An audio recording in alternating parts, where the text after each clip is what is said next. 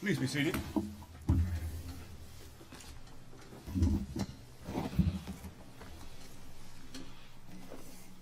We have one case scheduled for oral argument this afternoon, the case of Dianya, Markovits versus State Farm Mutual Automobile Insurance Company. Counsel, ready to proceed? You may approach counsel. Counsel will allocate 15 minutes per side for the oral argument. Would you like to reserve some time for rebuttal? Yes, thank you, Your Honor. I would like to reserve 5 minutes for rebuttal. May it please the court? My name is Julie Fine, and along with co-counsel Sharif Fine, we have the pleasure of representing appellant Dianya Markovits. Dianya Markovits is entitled to her attorney's fees.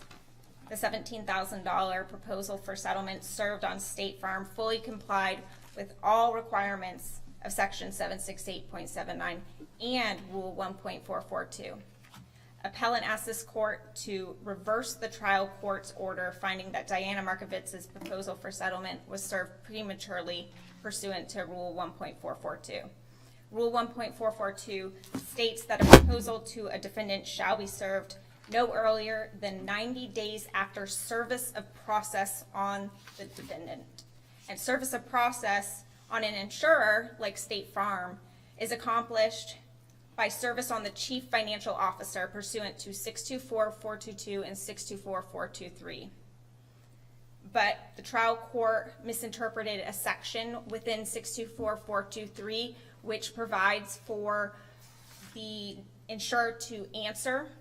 It expands the time allowed to answer, and she applied that to the definition of service of process, defining service of process, and creating an unwritten requirement for perfecting service of process. Well, counsel, how do you get around 624.423 paren 3 that says process shall be served on the CFO and sent or made available according to this section and a different section, shall for all purposes constitute valid and binding service thereof upon the insurer, which seems to imply that until it's sent by the CFO to the insurer, the service is not perfected. Your Honor, I believe it's clear when you read in peri materia, when there are several sections or rules pertaining to the same issue, we must construe them in relation to each other, and you have to construe them together, and that's 624.422. So in 624.422, we first talk about how how each licensed insurer shall be deemed to have appointed the chief financial officer and its attorney to receive service of all legal process issued against it in any civil action or proceeding in this state, and process so served shall be valid and binding upon the insurer. So it's already stated in 624.422. 624.423, subsection 3, is actually relating to subsection 2, which is that provision that I was speaking about that allows an expansion of the time to answer. So really that's what 624.423 is about. It's providing kind of an exception, but just knowing that there would be a possible due process concern because we have this designated agent as the person who's accepting service of process. So for concerns of due process and answering, we have this provision that says, okay, don't use the date of service of process. Instead, use the date of forwarding to count 20 days until you answer. But it's not actually saying that service of process is not complete until it's sent. And we know that because this court has already decided that in Syntax Rogers versus Hensel Phelps, where the court was determining timing, that when is service of process perfected pursuant to 624.422 and 624.423. In the Syntax case, which you argue strongly in your briefs, this court made the distinction between proper notice and opportunity to be heard versus service of process in making a distinction and I think differentiating the Ruggiera case. Do you think that differentiation is important in this context? Absolutely, Your Honor. I believe that it applies in this context as well. Ruggiera was another situation where, or a different situation rather, that the statute wasn't complied with. They didn't actually forward the complaint and summons to the insurance company, so they didn't know that there was a case against them and a default was entered. That is not what happened here. So Rigiera is different than Syntex Rogers. It's also different than the case here because there was no issue with notice. In fact, the defense answered within 20 days of service of process on the chief financial officer. There was never an issue. So I do believe that it applies in this situation as well, and that same distinction is related to this case as well.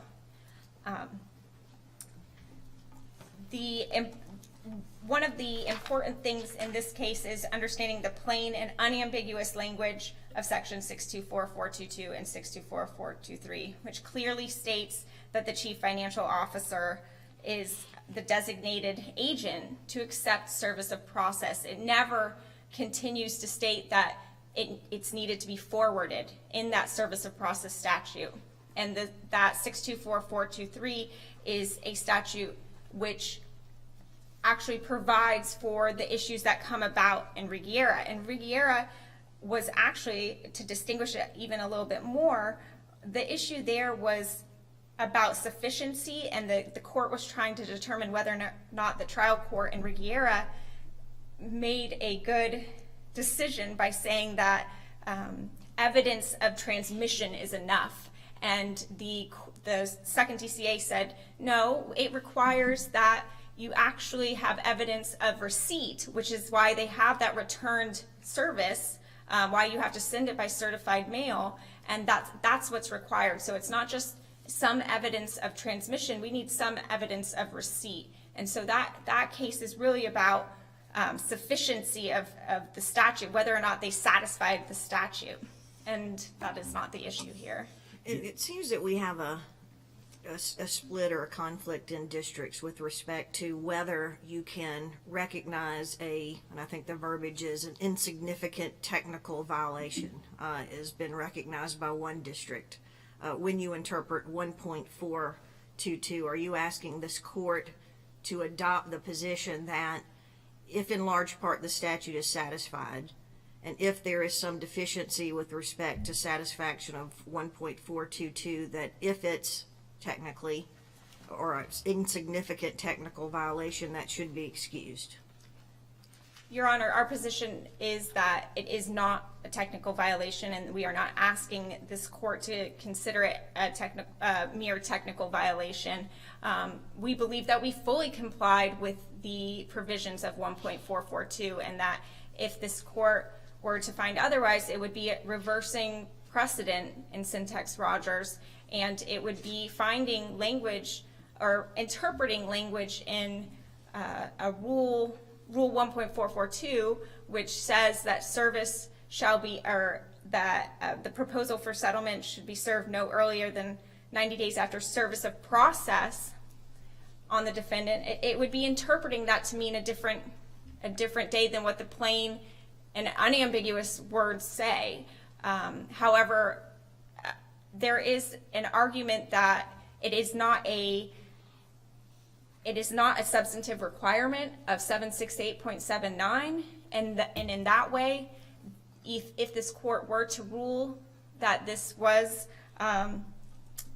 that service of process is not complete until forwarding, then there could be an argument about whether or not Cahuja comes into play here. But that is not what our main position is. We believe that we comply with all aspects of 768 and 1.442. Well, how far could we go with if we find that this is the procedural rule is in conflict with the substantive statute? How far could we go to expand that 90 days and say, well, we consider that they were served 3 days prematurely, but that's okay? Could we say, well, they were served 10 days prematurely, 15, 30 days prematurely? Where's the line here if we use that kind of fallback argument that Cahuja means that the substantive should not be overcome by the procedural? Your Honor, again, we aren't asking this court we aren't asking this court to determine whether or not it's okay or it's a mere technical violation. Again, that's not our position. And if this court were to rule that that service isn't complete until it's sent,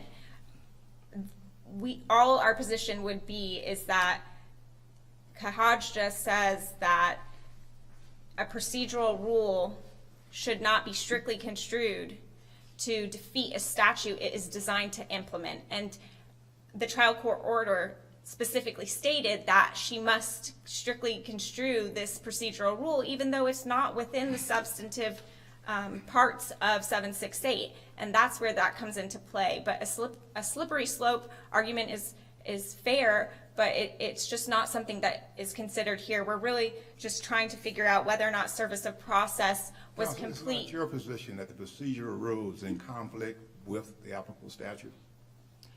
Is it your position that the procedural rule 1.442B is in conflict with section 624.4233 and section 624.3079 for the statutes? Absolutely not, Your Honor. That is not our position. We believe that when you read everything together, it makes sense and there's no conflict whatsoever. 1.442 gives us a time frame for the plaintiff to know a date to count 90 from, and we used that date. And section 624.423 says, for purposes of answering, we have this provision within here that allows you more time to answer for fairness. So just use that, and once it's sent, for all purposes, including for purposes of answering, it is valid and binding. But that doesn't mean that the date of service of process has changed. It is still the same. And if I may, I would like to reserve the remainder of my time for rebuttal. Thank you. Thank you, Counsel.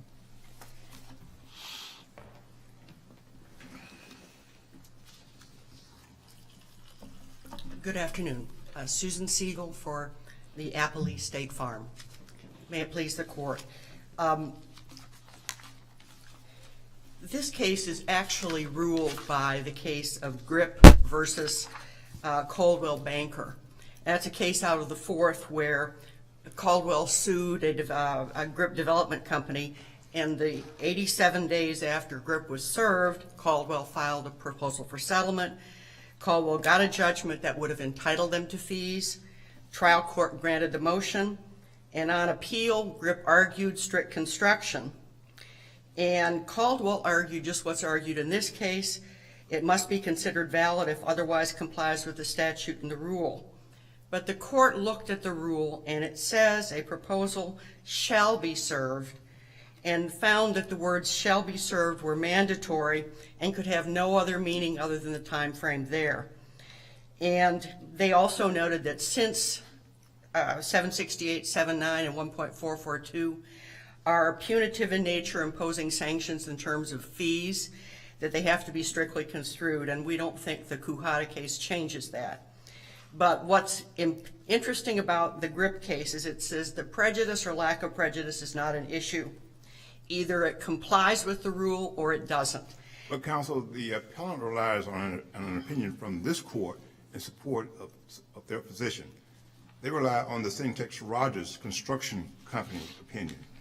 Can you distinguish that case from the facts of this case? Yes, sir. Syntex Rogers has got a very narrow construction. If you just read the head note says it's valid service.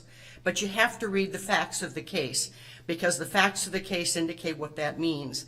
And a direct quote from the Syntex Rogers case is, rather the sole question is whether service of process on the insurance commissioner constitutes valid and binding service on the insurer for jurisdictional purposes.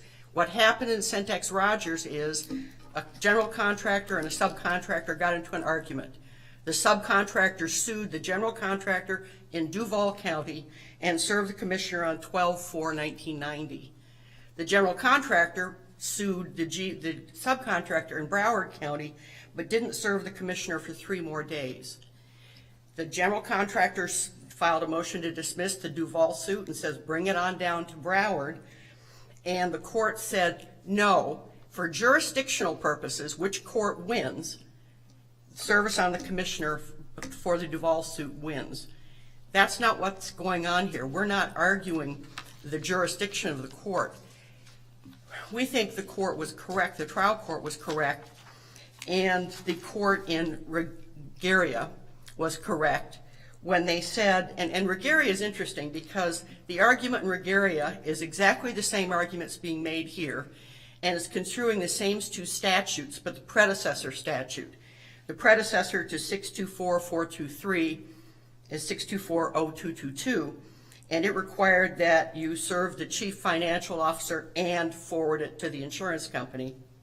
The old predecessor to 624.422 was 624.0221, and it said the same thing, that's the sole method of service of process on the insurer. The second district looked at that argument and said very succinctly, we reject it. They said it is necessary to serve both the commissioner and forward it on to the insurer before you have a valid service. And then they said the words, anything else is fatal. Counsel, Yes, ma'am. if we look at the Syntax case, going back to your argument about distinction there, proper notice and opportunity to be heard versus service of process. I asked your opposing counsel about this. What's the distinction between those two, and why wouldn't we recognize that service of process distinction here when it's a procedural issue as opposed to, you know, an argument that you're saying we didn't have notice, and I know arguably prejudice is not supposed to be considered in these circumstances, but distinguish those concepts for me and why it doesn't apply here. Well, one of the things I was just going to get to with respect to Regaria is that the court noted in further support of the holding in Regaria, the insurer was not required to respond to a summons and complaint until 20 days after it was received the complaint, not 20 days after the commissioner received the complaint. And that's when it's required to answer. And my argument is, why should it be any different for State Farm to have less time, since it was served through a commissioner, than it would have if an individual private party was served with a complaint? They'd have 20 days from when they got notice and had the opportunity to respond. The same thing would apply there. The 90 days would run from that defendant got the process. Why should it be any different because State Farm has to rely on the insurance commissioner to initially receive it, but then send it on? So I think the trial court was correct in that determination, because again, we get to the slippery slope argument, and that was noticed by, I think it was the dissent in one and in Regaria, and said, you know, where does it go? Do we say 2 days is okay, 3 days maybe not, 10 days maybe not? What if the PFS was served with a complaint? But how do we get around going along with Judge Thomas's question in Syntax? At Headnote 3 there, the dispute in this case is whether service of process upon the insurance commissioner as agent of the surety constitutes perfected service, or whether such service is complete only upon transmission by the commissioner and receipt by the surety. The general rule in this context is that service of process upon the insurance commissioner, now CFO, constitutes actual service of process. How do you but get around that? Later in that same opinion, right toward the end, one of the last paragraphs, it says, the sole purpose is whether it is valid and binding service on the insurer for jurisdictional purposes, not for purposes of answering the complaint. And I think that just says that when the insurance commissioner is served, jurisdiction vests then. And the issue is when is service perfected on the insurance company. I think that's the distinction. Well, this sort of bleeds into opposing counsel's argument in briefs that this is not a pleading.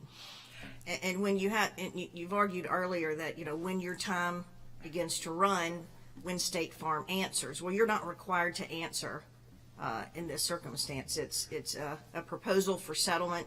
You can reject it, accept it, etc. There's no prejudice, arguably, except for exposure for fees. So how do you equate those two when you're not required to respond and this is not technically a pleading?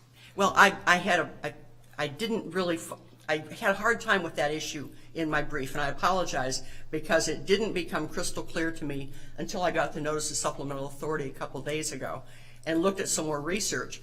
And I realized that that whole issue of whether a PFS is a pleading or not is irrelevant in our case.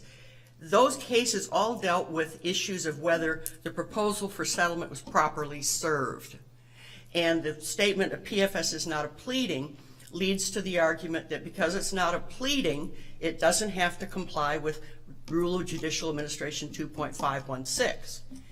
But those cases all turned on whether the service of the PFS was proper. That's not an issue in this case. It's merely if it's served untimely. And my position is, and our position throughout was, that regardless of whether you look at every aspect of 1.442 as procedural or not, when you have something that says no later than or no earlier than, you've created a bright line test that doesn't give discretion. Because if it gave discretion, then we'd have courts all over the state filing different rules for when it was okay to be 2 days late or 4 days late or 5 days late. And we don't believe that's the intent. Counsel? Yes, sir. Assuming that Rule 1.442B is consistent with Section 624.423 and 624.3079, then how do you screw 624.4233 be consistent with Rule 9.1442? Rule 9? 1.442, the procedural rule. Oh, 1.4, okay. I don't think it's inconsistent. The procedural rule sets forth the time limits. And it just says, and it says specifically, service upon the defendant. So the issue, the whole issue here is when was the defendant served?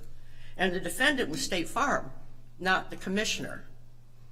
Now, if the argument was you don't have jurisdiction, then they could argue Centex says once we've served with the commissioner, we have jurisdiction.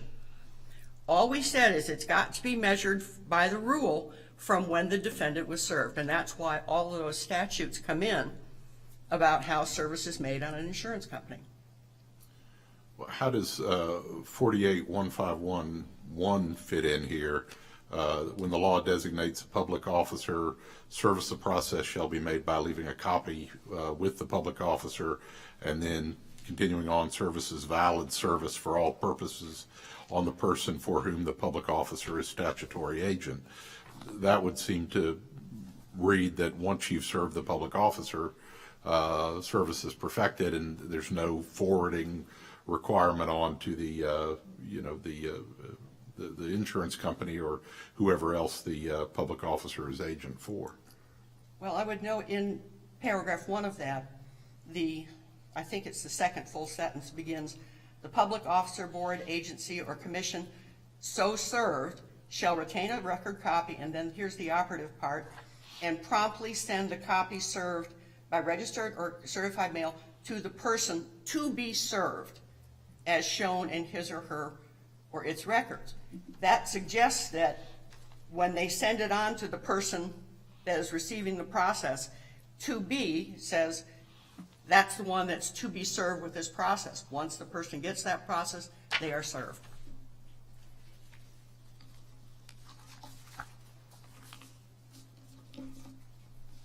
If there's no other questions, I have no other argument. Thank you. Thank you, Counsel.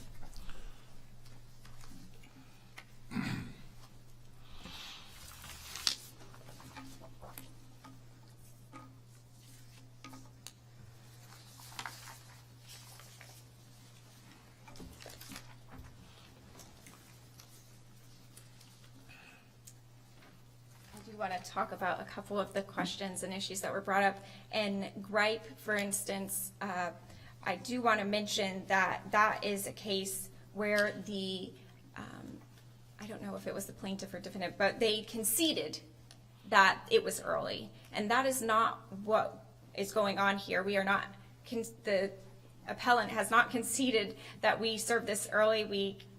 Our position is that this was served 91 days. And so gripe is actually on a different issue, and that slippery slope argument by the court in their holding, it does not apply to what we are asking this court to consider.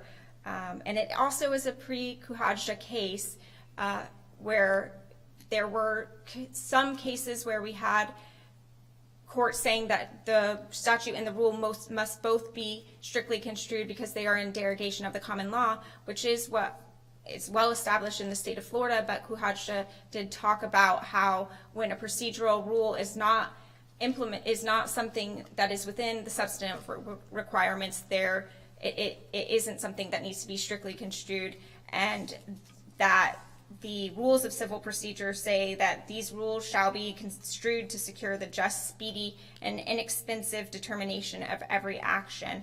But again, that is not what our position is. Our position is not that we served, or that appellant served the proposal for settlement early. In Syntax Rogers, appellee said that it was a very narrow holding, but our position is that we strongly disagree. We believe that Rigiera is actually the exception to the rule. It's a situation where there's no forwarding of the actual complaint and summons, and that Syntax Rogers isn't saying something narrowly, and it's not just about jurisdiction, because jurisdiction relies on determining when service of process occurs. But service of process does not rely on finding out when jurisdiction happens. It's discrete. And the issue in Syntax Rogers was, when was service of process perfected? Not pursuant, or not for purposes of jurisdiction. And the only reason that that little clause is added to the end that was quoted by counsel was because the paragraph before was distinguishing Rigiera, a situation where they had an issue with due process. So for due process, there's different requirements that are within the statute, considered within the statute, but for jurisdictional purposes, that's not, it's different, and that's why it says jurisdictional purposes within that clause. And I would also note that in the holding, the first DCA said that the plain meaning of the language of section 624.422 and 624.423 indicates that service of process is complete when the insurance commissioner in his role as process agent for the insurer is served.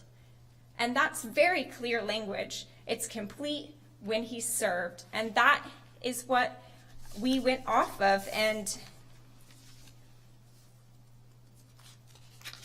I would also note that it's important that we read the plain language of 1.442 and that it was properly served pursuant to that. And it's not a bright line test. It doesn't say that, but that isn't our argument anyways. And in conclusion, appellant asks this court to uphold and reaffirm the precedent this court wisely established in Syntax Rogers. Appellant followed the plain and unambiguous directions of Rule 1.442 by waiting 91 days before offering appellee a proposal to settle in hopes of reducing the cost of litigation, conserving judicial resources, and ending litigation. The defendant suffered absolutely no prejudice as there was no violation, and the plaintiff should be able to rely on the clear language of the rule and the statute. So thank you for your time. Thank you, counsel, for your respective oral arguments. We stand adjourned. All rise.